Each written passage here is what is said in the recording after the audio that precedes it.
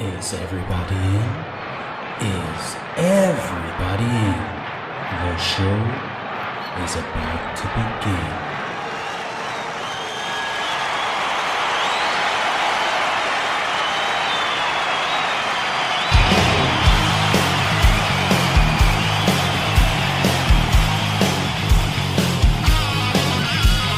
Welcome to the podcast, concerts that made us, interviews and stories, tales from the bus. We love taking you back to when it all went down. The greatest live shows and that cheering crowd sound. It's concerts that made us, concertsthatmadeus.com.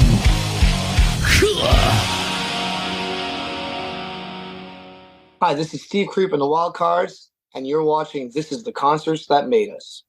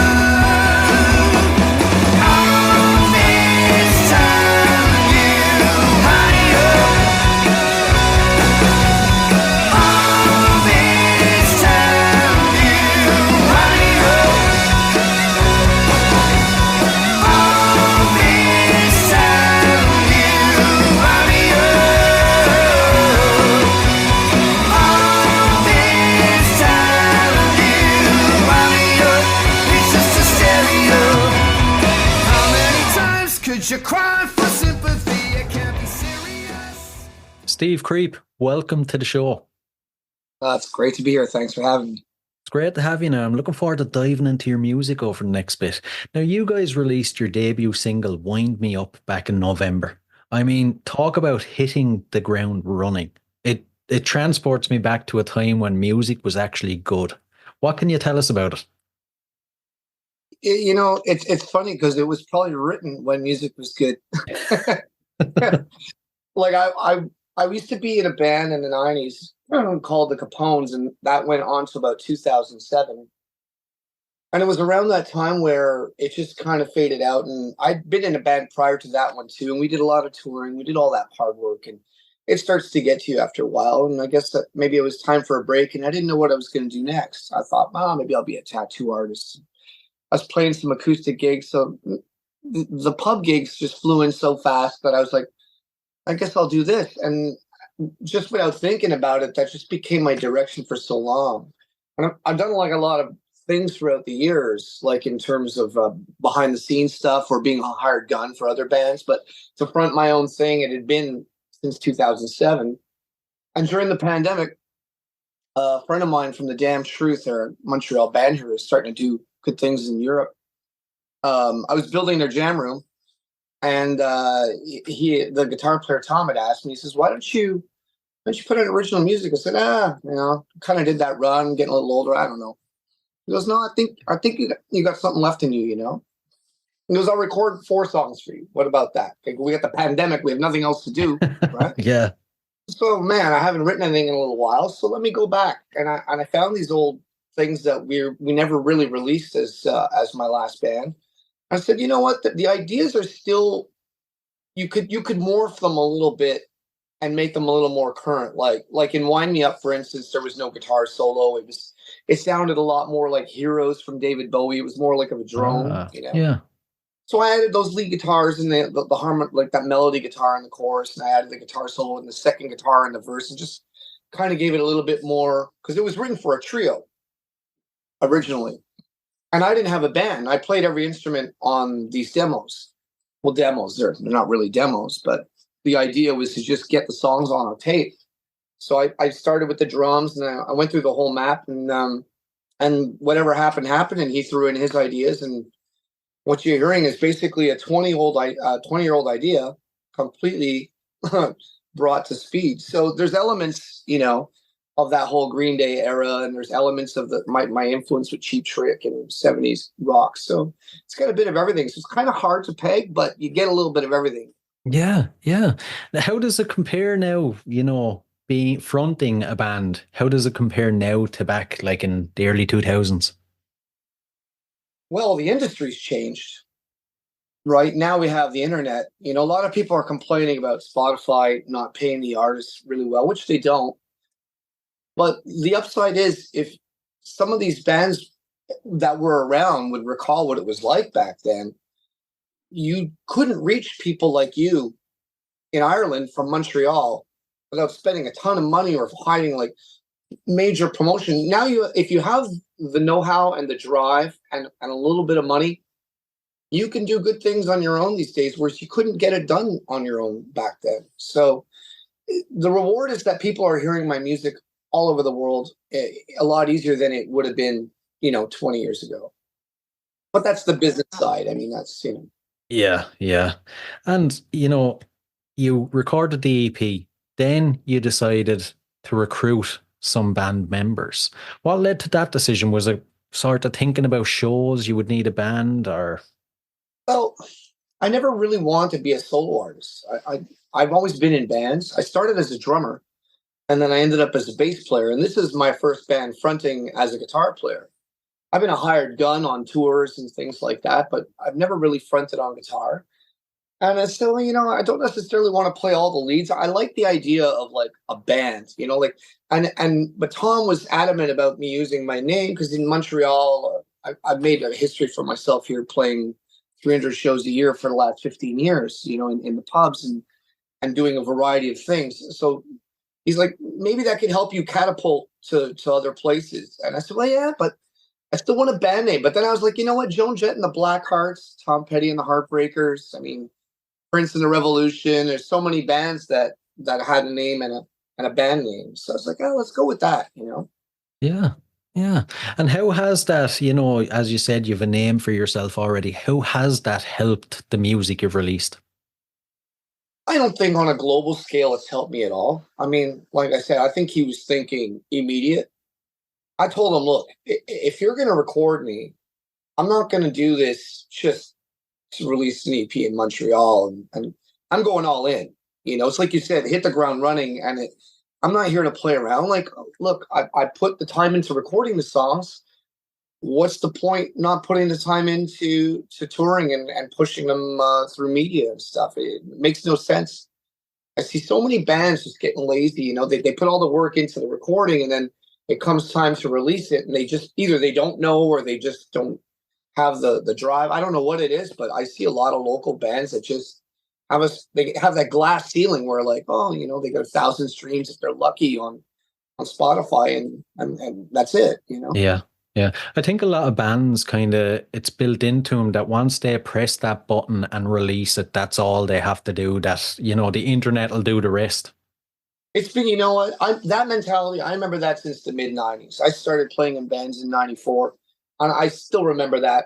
I've never thought like that, but I've seen so many people do that. And I'm just like, one of my favorite bands growing up was Kiss.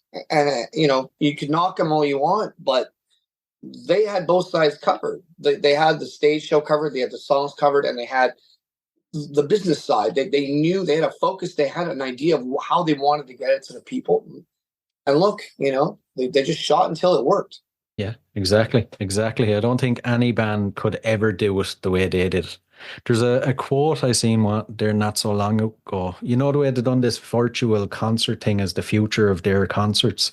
They were Yeah. being interviewed and they were asked, once you stop, how do you keep the Kiss train running? And Gene Simmons just said, hey, we bought the train. What are you going to dispute this guy? He's got 50 years of he's been shooting down the critics for 50 years. So what are you're going to prove him wrong again? You're still not going to prove him wrong. Look, a lot of people aren't biting that Avatar thing. I'm not. I I saw the clip of it and I was like, yeah, I think it's geared more towards kids or whatever. I guess maybe they're trying, like Star Wars, they're trying to get that next generation of kids to grow up with the music. But for me, look, I grew up with them in the 70s. I'm 50 now. So like I grew up with them as part of my childhood, as much as Spider-Man and Star Wars and all that stuff. So I don't need the Avatar thing. I've got the great memories. I got the albums, you know. But hey, look, if people want to get it and it's selling, then who am I to tell them you can't, right? True, true. And back to your band then. How did you go about recruiting the members you wanted? Well, the bass player Scott, I've been playing with on and off since he was one of the first musicians that I really met in the city, and I was his bass player for many years. We've been in a slew of cover bands, and we were just in a band called the Peelers, which is a Celtic punk band on Stomp Records. We did 3 Canadian tours with them, and he was the hired bass player, and I was the hired guitar player, and we've been comrades since goddamn day one. It was crazy how many years I've known this guy.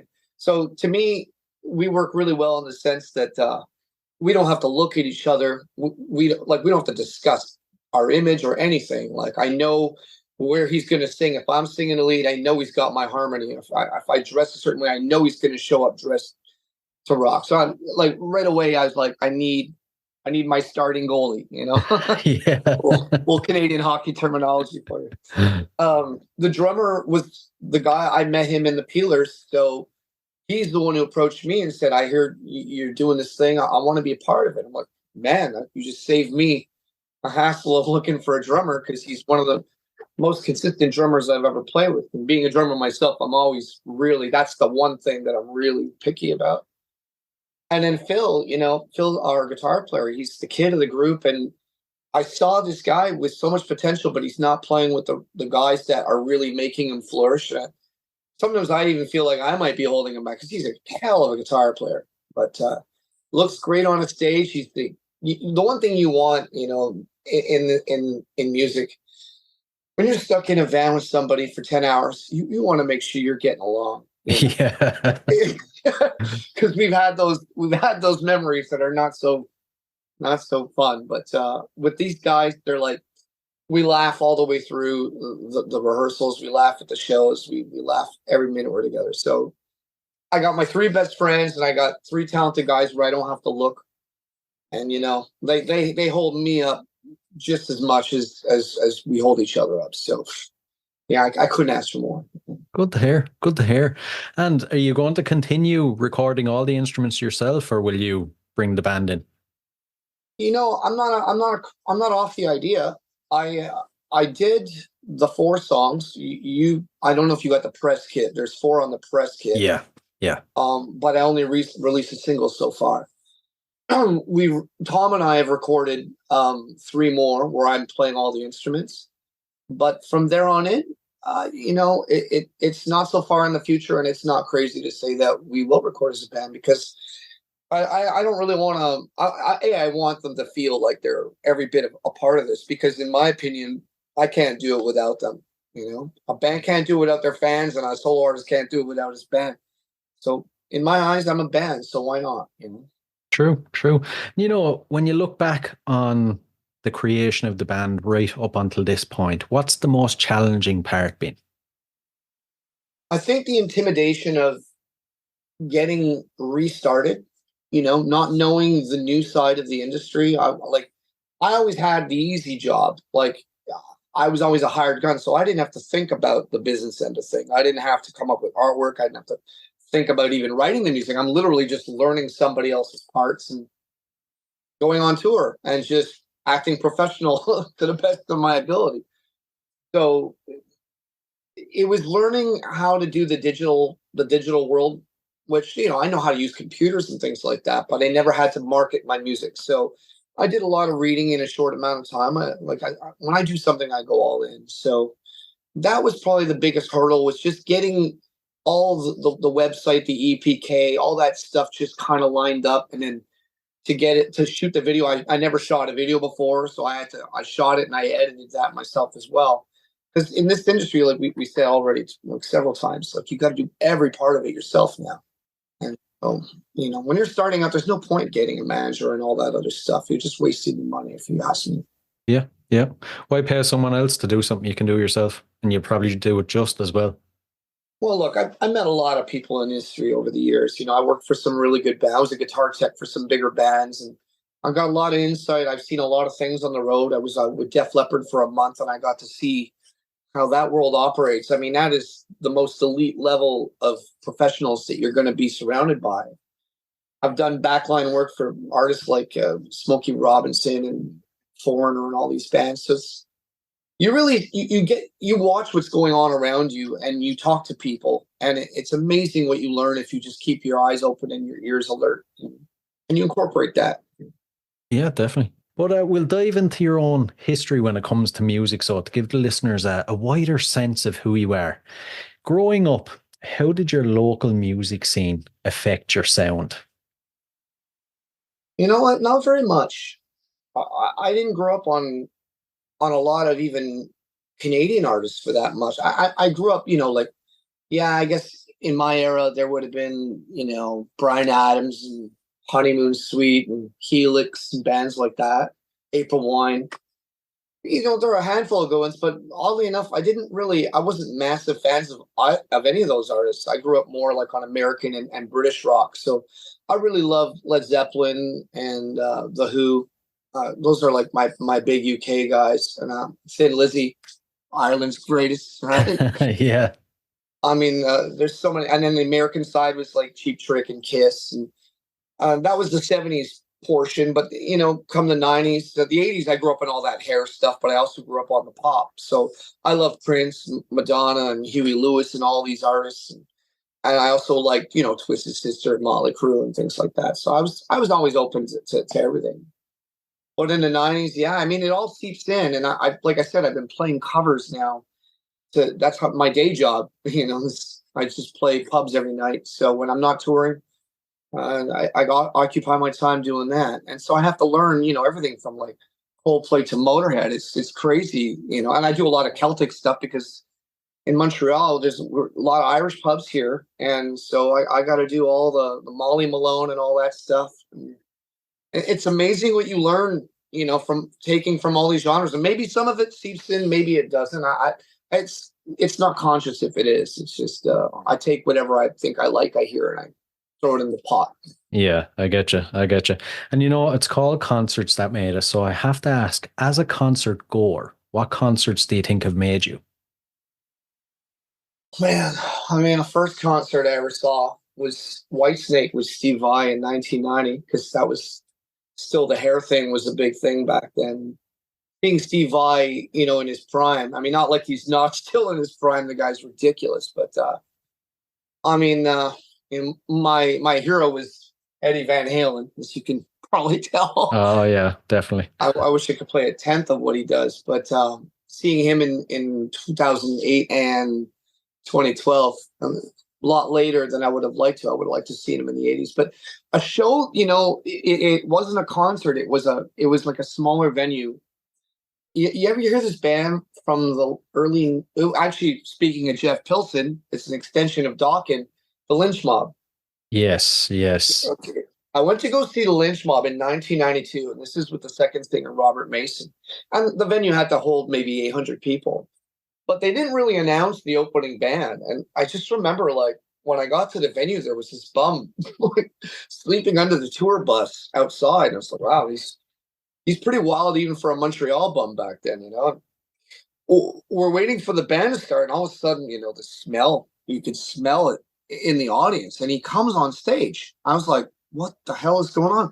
And he's got like this little ukulele, and he starts off with this really light thing. And then they bash into this set, like I hadn't seen anything like that yet. Like grunge was coming in and hair was on its way up, but there was a little bit of both. You had the Alice in Chains and the Pearl Jam, but you still had, Warrant and all those Motley Crue and bands like that were on the outs. So this band was somewhere in the middle plus 10, because they were doing it was like Sex Pistols meets Motley Crue. They had the hair, but they were really dirty, and the energy, the songs were like Cheap Trick. They were super catchy, but like really aggressive and punchy. The subject matter was very very topical. They talk about everything from being robbed, being homeless, and being, being the underdog, basically. But the message was still positive, and just the delivery was so strong. I've never been impacted like that at any concert in my life. And I've seen a lot of shows. They were called Life, Sex, and Death.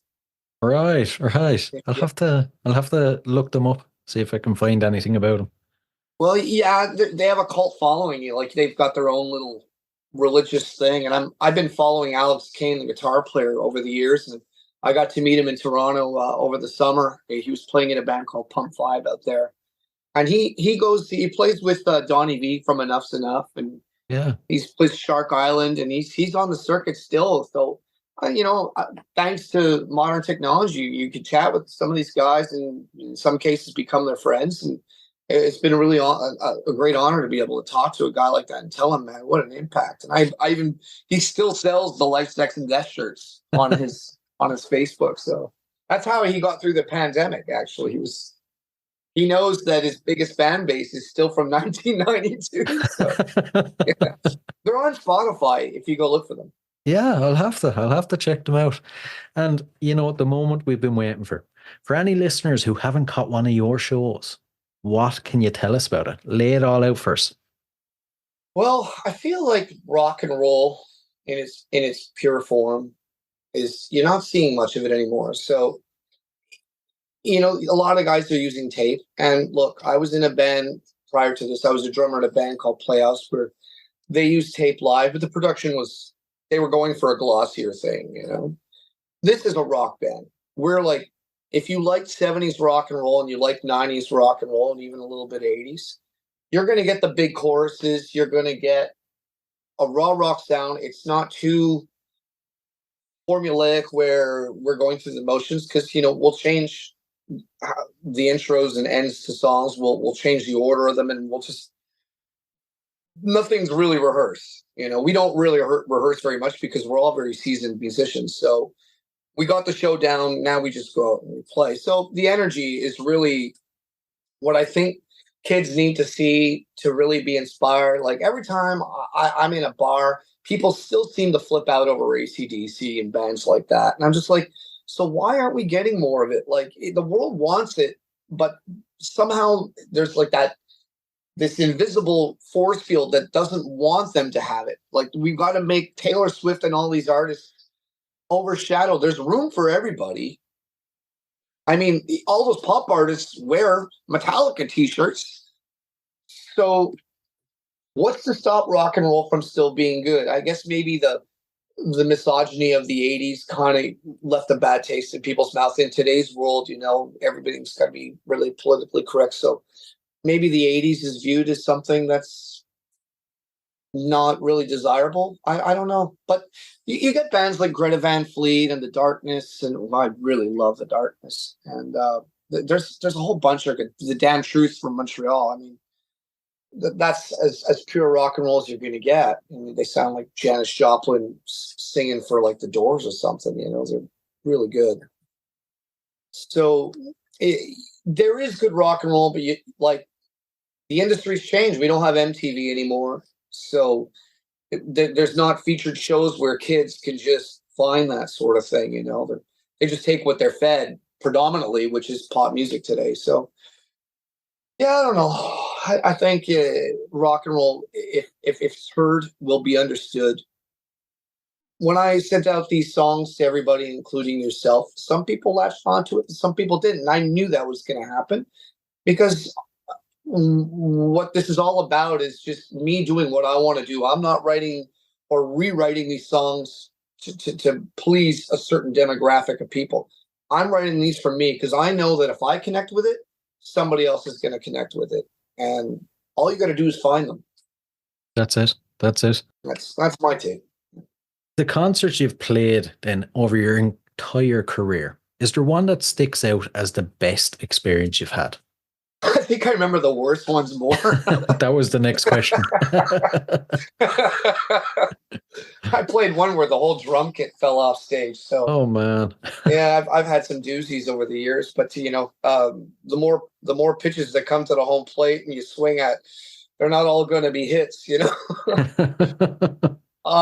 You know, I played some big ones that were really fun, but yeah, normally the outdoor festivals. I remember weird things. You know, I remember like getting eaten alive by mosquitoes and not being able to escape. Like just like you're so wrapped in the moment that you're not really.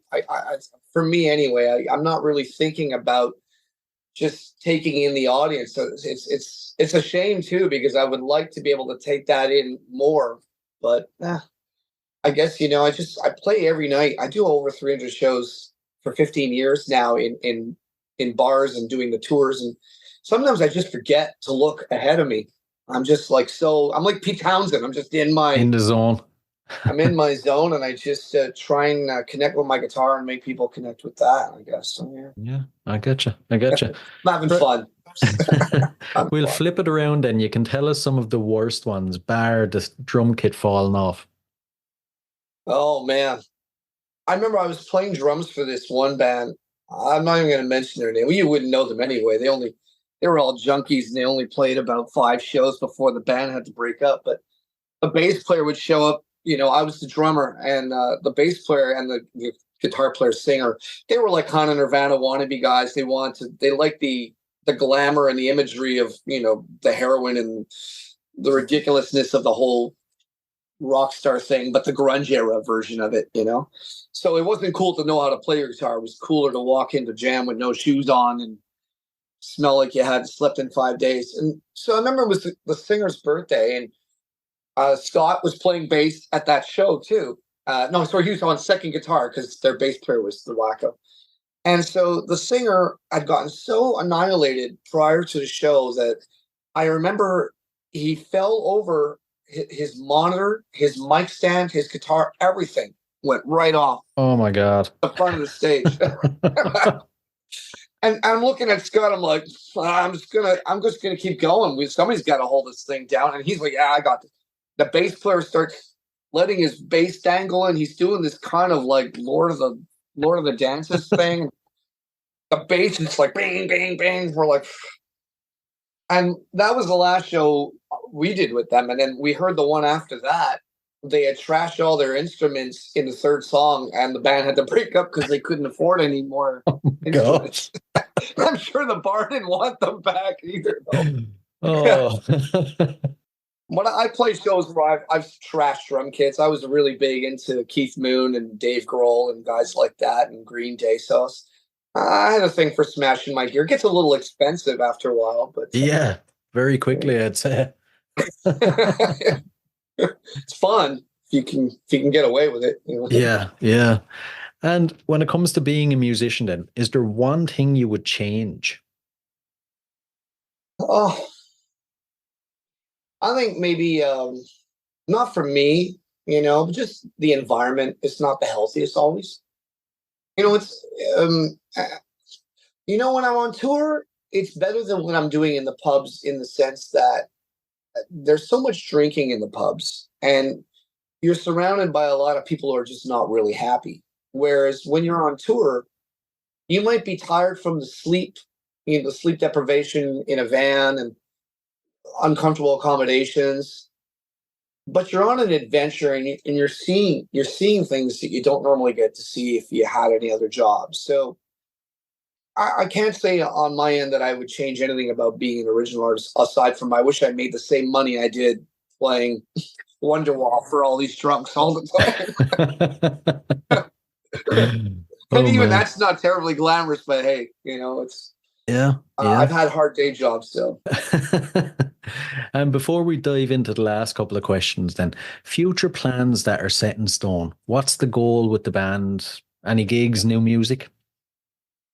Well, we're starting a radio campaign that's going to be, unfortunately, not so much in UK, but there's a company we're working with that's going to be focusing on Canada, the States, Australia, and New Zealand, and possibly some countries in Europe, but they didn't really specify much about that side, unfortunately. I'd like to find more connections out there to really break the waters there. But over the next month, we're pushing Wind Me Up in that. That's the only reason why I haven't really I haven't really gotten to do the second single yet because I really wanted to make an impact with the first song, because in today's world, people have no attention span. So you just keep drilling it to get the band name, the brand out there enough that people start hearing the repetition, and we're getting momentum. That we're like, today we hit 22,000 streams on Spotify. So for 10 weeks for an indie band with, no prior history, It's very good. it's not a bad start, So I'd like to get it, to 30, 40K if I can in terms of streams. But what's more important than just the number of streams is the people I'm connecting with, but seeing where we're hitting and where we're not, who's reacting to it and in what way. And I think the radio is going to really change that for us. We want to tour Canada in the next coming months. So this radio campaign is really about pushing us in Canada so that we can at least have some traction when we hit the road there. So the idea is, like a song after this, I don't want to wait 3-4 months. I want it to be 2 months at most. I know where to put my money now. I know where I'm going to be marketing. So it's going to cut time and costs. So now we're a little more focused and we have our direction, like this was a learning curve, this whole releasing the first single. So I learned a lot in a short period of time. So from here on, it's going to be one song every 2 months along with a video and as many live shows as we can. And if we can find it to be worth our while to head out to your side of the world, man, I'd rather go out there than the States right now, because the visas in the States it's ridiculous. And the rock fans in Europe are so much better. Right. I thought the easier option would have been the States when you're in Canada, no? Well, I've got friends who tour Europe more than they tour the States. And touring Canada is convenient in the sense that you don't got to get on a plane, but it's not convenient when you see how big the country is. True. Some of those drives are like 12 hours and it's one line back and forth. You don't really get to do much as zigzag. Like the States is smaller and you could just zigzag every 2 hours, you're going to hit something. But in Canada, if you veer off course, once you get to middle Canada, those drives are minimum 7-8 hours. And then you get to the Rockies on the other side of the country. And, those drives are winding up and down hills. Your ears are popping and it's hours and hours and hours. So it's a little rough, on you. So you got to choose your months that you're going to do it. Though I'm not in the middle of the winter, so. Yeah. Geez, doesn't sound too fun. Look, it's a beautiful country to look at. Like if you haven't seen it, even a dozen times, I still enjoy it. But, when you're in the middle of the country and you see the moon on one side and the sun on the other, and it's just like a flat line, you're like, oh, it's not exciting until you get to British Columbia. That's where the view gets really, really nice. But the shows are really, it's about seeing the different mentalities and the different people that come out to all the shows. I never get tired of that. Yeah. I get you. What's the scene like in Canada at the moment? The rock scene? Well, rock scene, I think it's more of an indie pop is still really big here. In Montreal, we really like our punk and our metal. Seems like the heavier and raunchier you are, the better off you are here. But they have a harder time breaking through, I think, on a global scale. I mean, we had some heavy bands from here, like the Agonists, who did well overseas and down south in Brazil and stuff. So I don't know. For what we do, the thing is, what I grew up on and what I feel like I sound like is a cross between classic British rock and classic American rock, which is not as big in Canada. But I don't really care. Anybody who wants to hear it, I'll play it. Some bands will play for 100 people here, but they'll play for 1,000 people there. So look, you just go where it is. Yeah, go where the crowd is. And we'll dive into the last couple. So these are a few random, odd music questions, but I'm looking forward to your answers. If you could see any performer from history in concert for one night only, who would it be? Oh, Freddie Mercury. Right. Oh my God. Tell me that's not the greatest performer of all time, next to like maybe Elvis. It's a very common answer, I guess. All right. Yeah, you'd say Freddie probably above all, right? Yeah, definitely. Yeah. Definitely. I mean, God, that Wembley Stadium during the Live Aid is just unreal. Yeah, yeah. Nothing could ever top it. Here's where the odd part comes in. If you had to spend 24 hours locked in a room with any musician from history, who would it be? Wow. Probably Prince or Eddie Van Halen. Right. I was expecting Van Halen, all right. Yeah, well, Prince is the guy that got me started in music, and everybody, and I guess because I play rock, when they know that I'm the guy who recorded all the instruments, they think of more of a Dave Grohl. But to me, it was Prince. The guy plays everything, and he's better than everybody in his own band. It's unbelievable. And then on top of that, he can record it and produce it, and then he can perform it better than anybody. It's just the charisma and the strength of this guy on the stage. His power was limitless, just unbelievable. So him and Freddie Mercury, in my opinion, are like probably the two of the greatest that you'll see on the stage. But his talent was so much more wide in terms of musicality. Definitely, definitely. And the final one. What song would appear on the soundtrack to your life? Oh, man. I'm sure it would be funny, whatever it is. Probably like a Jack Black song or something ridiculous. Right. The beautiful disaster, like in a million stories. They're not all glamorous, but they're pretty funny. Good answer. I was playing a show last night, and a comedian comes in, and I let him on stage for 15 minutes. I let him get his thing out of the way. He's talking to me after, and he's like, "Man, you should be a comedian. The things that you say, the way you compare things and the way you analyze this." And man, I'm not trying to be funny. I just call it like I see it, But if you give me inspiration on a stage, yeah, I'll let loose. Yeah. Gonna give me a funny looking audience now for the races I'll go. I look for the fun in everything. Hopefully I'll get to catch one of your shows at some stage, whether it's in like Canada or over here. Oh, if we come to Ireland, we're definitely hitting a pub. Yeah. Definitely. Listen, Steve, it's been an absolute pleasure now. Thanks a million. Oh, thank you so much, man. And, we'll meet one day.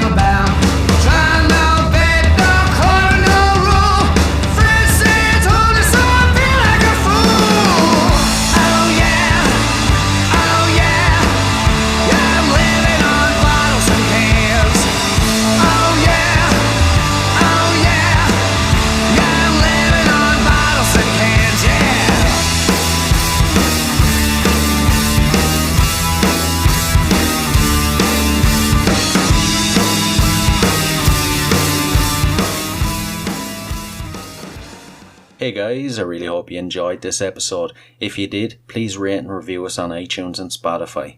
And if you're interested in signing up to Band Builder Academy, use the link in the show notes below and enter the code CONCERTS and you'll receive 10% off. So, until next time, keep rocking.